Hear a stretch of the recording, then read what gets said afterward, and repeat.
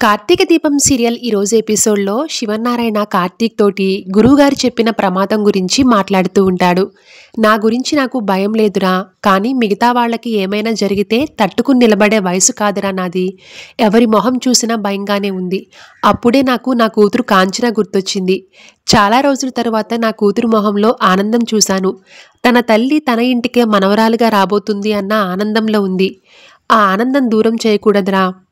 తాత, ముందు నువ్వు ఇలాంటి భయాల్లో నుంచి బయటికి రా.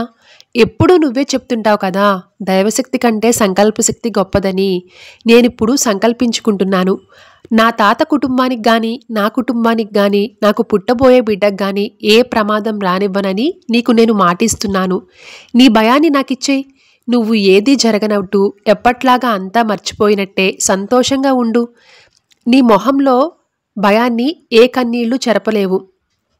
తాత, ఒకవేళ నువ్వు నిద్రపోతున్నప్పుడు ఏ అర్ధరాత్రి ప్రమాదం నీ కల్లోకి వచ్చి పలకరిస్తే, నా ఇంటి ముందు పోతురాజులా నా మనవడు నిలబడి ఉన్నాడు. నువ్వు వాడిని దాటి రావాలని చెప్పు. అదో నేను తేల్చుకుంటాము అని కార్తీక్ అంటూ ఉంటే, ఇక శివనారాయణ ఆనందంతో, కార్తీక్, నీ మాటలు కత్తి కంటే పదుల్లా ఉన్నాయిరా. చీకటిని చూసి భయపడొద్దని చిన్నప్పుడు నేనే నీకు చెప్పాను. చావును చూసి భయపడొద్దని ఇప్పుడు నువ్వు నాకు చెప్తున్నావు. ఇదిరా ధైర్యం అంటే. నాలో ఉన్న పౌరుషం నా కూతురికే వచ్చిందనుకున్నాను. నా మనవడిలో కూడా ఉందిరా. ఇంక నాకేం భయం ఉండదు. నేను ధైర్యంగా ఉంటాను అని శివనారాయణ ఆనందంగా అంటూ ఉంటే, ఇక కార్తీక్ మనసులో గురువుగారు అన్న ప్రమాదం ఏ రూపంలో వస్తుందో తెలియదు, కానీ జ్యోత్స్న రూపంలో ఇంట్లోనే ఒక పెద్ద ప్రమాదం ఉంది తాత అని అనుకుంటూ ఉంటాడు. ఇక మరోవైపు జ్యోత్స్న వాళ్ళ అమ్మ తనని కొట్టిన దెబ్బ గురించి ఆలోచిస్తూ కోపంతో రగిలిపోతూ ఉంటుంది. మీ అమ్మ నిన్ను కొట్టినందుకు బాధగానే ఉంది, కానీ కొట్టడంలో తప్పు లేదే అని పారిజాతం అంటుంది. దాంతో జ్యోత్స్న చాక్ తీసుకుని పారు మెడ మీద పెట్టి, ఇప్పుడు చెప్పు ఆ మాట అని అడిగేసరికి పారిజాతం ఆ కత్తిని ఇంకాస్త దగ్గరగా తన మెడదాకా తెచ్చుకుని, మీ అమ్మ నిన్ను కొట్టడంలో తప్పే లేదు అని గట్టిగా అరుస్తుంది.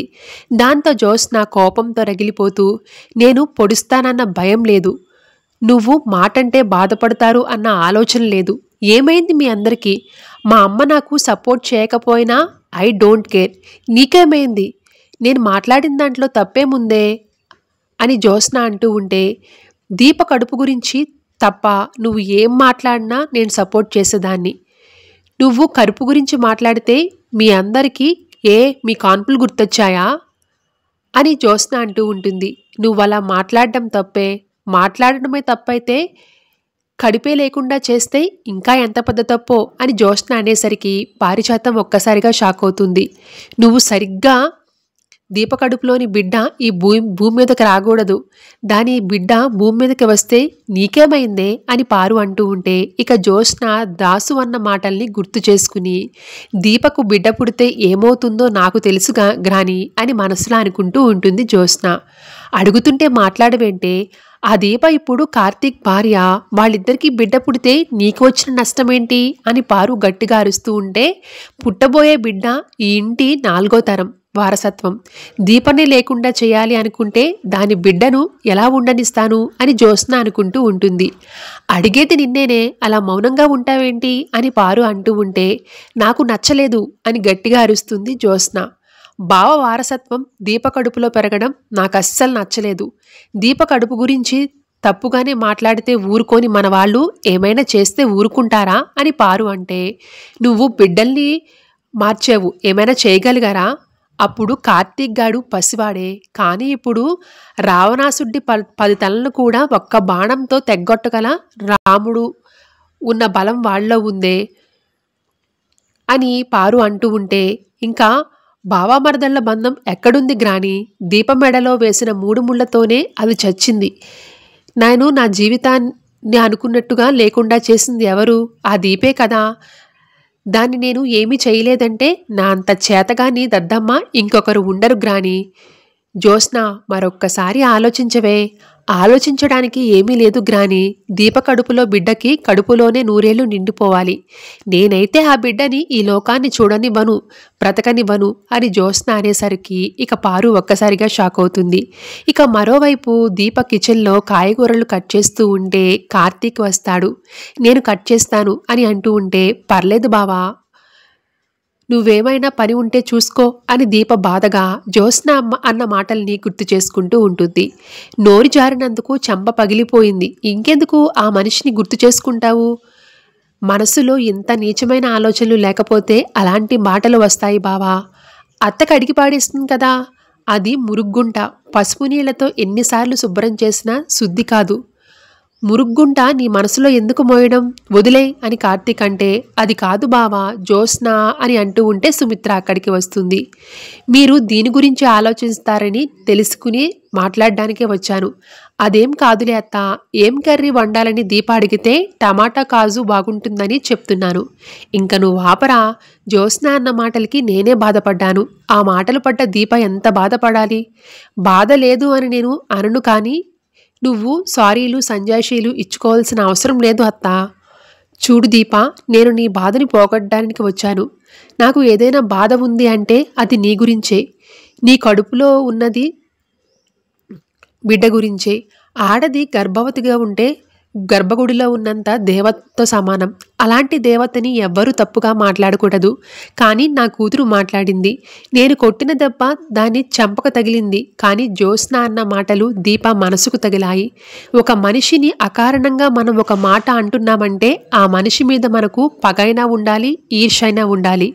దీప మీద ఉన్నది పగ కాదు, ఈర్ష. మనం కోరుకున్నది ఎదుటి వాళ్ళకి దక్కితే వాళ్ళ మీద మనకు ఆటోమేటిక్గా ఈర్ష కలుగుతుంది. నా కూతురు కార్తీక్ని కోరుకుంది, కానీ కార్తీక్ నిన్ను పెళ్లి చేసుకున్నాడు. ఒక ఆడదానికి ఈర్ష పెరగడానికి ఇంతకు మించిన కారణం ఇంకొకటి అక్కర్లేదు కదా. CEO పోస్ట్ విషయంలో జ్యోత్స్న దీపని రిక్వెస్ట్ చేస్తుందని తెలిసింది. అది కూడా వర్కౌట్ అవ్వలేదు. నిన్న హోమంలో కూడా దీప తల్లవడం ఇవన్నీ తనకి నిద్ర లేకుండా చేస్తాయి. అందుకే అవకాశం కోసం ఎదురు చూసింది. అవకాశం దొరికింది అనేసింది. మరొకసారి అలా అనే అవకాశం నేను ఇవ్వనులే అత్త అని కార్తీక్ అంటూ ఉంటే, నేను ఆల్రెడీ మీ మావయ్యతో మాట్లాడరా, ఏదైనా మంచి సంబంధం చూడండి, పెళ్లి చేసి జ్యోత్స్నని అత్తారింటికి పంపించేద్దామని. ఆ పని త్వరగా చేయండి అత్త, ఇల్లు కాస్త ప్రశాంతంగా ఉంటుంది అని కార్తీక్ అంటాడు. ఇక తరువాత శ్రీధర్ శివనారాయణ ఇంటికి వస్తాడు. ఒకసారి జ్యోత్స్నని పిలుస్తారా అంటాడు శివనారాయణతోటి. దాంతో జ్యోత్స్నని పిలుస్తాడు శివనారాయణ. జ్యోత్స్నతో పాటు ఇంట్లో వాళ్ళంతా కూడా హాల్లోకి వస్తారు. శ్రీధర్, జ్యోత్స్న వచ్చింది కదా, ఇప్పుడు చెప్పు అని శివనారాయణ అడిగేసరికి, కంపెనీ అకౌంట్స్ అన్నీ చెక్ చేశాను మావయ్య. క్లోజింగ్ బ్యాలెన్స్కి కొంత అమౌంట్ టాలీ కావట్లేదు, కొంత డబ్బు మిస్ అయింది. డబ్బు మిస్ అయిందా అని పారిజాతం అడిగేసరికి, ఎంత మిస్ అయింది అని అంటూ ఉంటుంది. 2,34,00,000 అని శ్రీధర్ చెప్పేసరికి ఇంట్లో వాళ్ళంతా కూడా ఒక్కసారిగా షాక్ అవుతారు. అంత డబ్బు ఏమైంది అని శివనారాయణ అడిగేసరికి, కంపెనీ అకౌంట్ నుంచి మాజీ CEO గారి అకౌంట్కి ట్రాన్స్ఫర్ అయినట్టు ఆ అమౌంట్ ఉంది. ఏం చేసిందో జ్యోత్స్నే చెప్పాలి అని శ్రీధర్ అడిగేసరికి ఇక జ్యోత్స్న మౌనంగా ఉంటుంది. మీ మావయ్య చెప్పింది వినపడిందా అని జ్యోత్స్నని అంటూ ఉంటాడు దశరథ్. ఇక కార్తీక్ కూడా జ్యోత్స్నకి కౌంటర్లు వేస్తూ ఉంటాడు. అంత డబ్బు నీ అకౌంట్కి ఎందుకు వచ్చింది?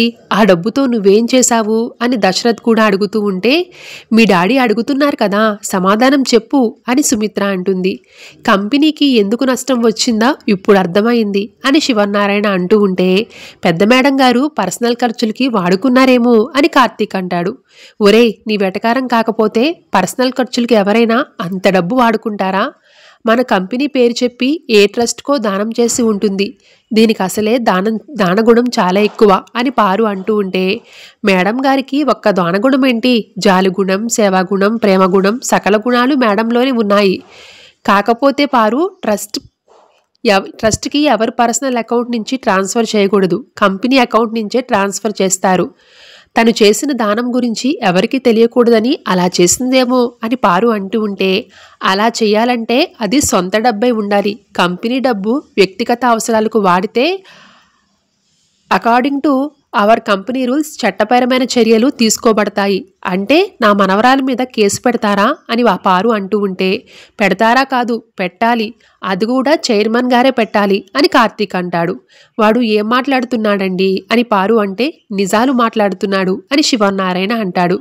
ఇది మీ మనవరాలండి, తప్పు చేయదు అని పారు అంటూ ఉంటే, ఆ మాట చెప్పాల్సింది నువ్వు కాదు పిన్ని అని దశరథ్ అంటాడు.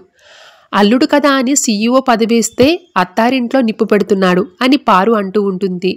మా నాన్నని సీఈఓ పదవి నువ్వే ఇచ్చావు మరి. ఎవరిస్తే ఏంట్రా, అయ్యాడుగా మీ నాన్న సీఈఓ అయ్యాడు కాబట్టే అడుగుతాడు. పేరుకి పెత్తనమిస్తే తలంతా గొరుగుతుందంట. మనకి చేతకాకపోతే పేలే పెత్తనాలు చేస్తాయి మరి. చూసారా వాడెంత మాట అంటున్నాడో. ఇక్కడ జరుగుతున్నదంతో సంబంధం లేకుండా నువ్వు మాట్లాడిన దానికి వాడు కౌంటర్ ఇస్తున్నారు.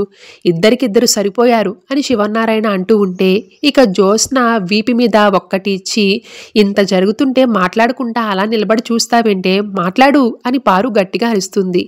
ఇంత గట్టిగా చెప్పాలా అని జ్యోత్స్న అనేసరికి, చిత్రగుప్తుల్లా అక్కడ మీ మావయ్య పాపాల చిట్టి తెరిచి కూర్చున్నాడే, సమాధానం చెప్పకపోతే నేరం నీ మీదే పడుతుంది. నేను ఏ తప్పు చేయలేదు గ్రాని అని జ్యోత్స్న అంటూ ఉంటే, విన్నారుగా, ఇదేమీ తప్పు చేయలేదంట. ఇక్కడ మాట్లాడేది తప్పుల గురించి కాదు పిన్ని, డబ్బు తన అకౌంట్కి ట్రాన్స్ఫర్ అవ్వడం గురించి. అంత డబ్బు జ్యోత్స్న ఏం చేస్తుందో చెప్పాలి. జ్యోత్స్న చెప్పే సమాధానం బట్టి తన మీద ఏ యాక్షన్ తీసుకోవాలో చైర్మన్ గారే డిసైడ్ చేస్తారు అని అంటూ ఉంటాడు దశరథ్. అడుగుతుంది నిన్నే, చూస్తున్నావేంటే, మాతో ఎవరికి చెప్పకుండా అంత డబ్బు వాడుకోవాల్సిన అవసరం నీకేముంది అని సుమిత్ర అంటూ ఉంటే, నేనేమి డబ్బులు నా సొంత ఖర్చులకి వాడుకోలేదు. ల్యాండ్ కొన్నాను. సిటీ అవుట్కట్స్లో ఒక ల్యాండ్ అమ్మకానికి వస్తే కావాలనే కొన్నాను. మా అమ్మ కోసం కొన్నాను అని జ్యోత్స్న చెప్పేసరికి అంతా కూడా ఒక్కసారిగా షాక్ అవుతారు. ఏంటి, మీ అమ్మ కోసమా అని దశరథ్ అడిగేసరికి, అవును డాడీ, మమ్మీకి మ్యారేజ్ యానివర్సరీకి ఆ ల్యాండ్ గిఫ్ట్గా ఇద్దామనుకున్నాను. మరి ఎందుకు ఇవ్వలేదు అని కార్తీక్ అంటే, అప్పుడు ఏం జరిగిందో అందరికీ తెలుసు కదా బావా, ఆ తర్వాత అయినా ఇవ్వచ్చు కదా అని కార్తీక్ అంటాడు. నేను ఇవ్వాలనుకున్నంత మంచి సందర్భం మళ్ళీ రావాలి కదా. కరెక్టే మేడం గారు, కానీ మీరు చెప్పేది పచ్చి అబద్ధం అని కార్తీక్ అనేసరికి ఇక ఇంట్లో వాళ్ళంతా కూడా ఒక్కసారిగా షాక్ అవుతారు. అక్కడితో ఈరోజు ఎపిసోడ్ కంప్లీట్ అవుతుంది. Thank you so much for watching.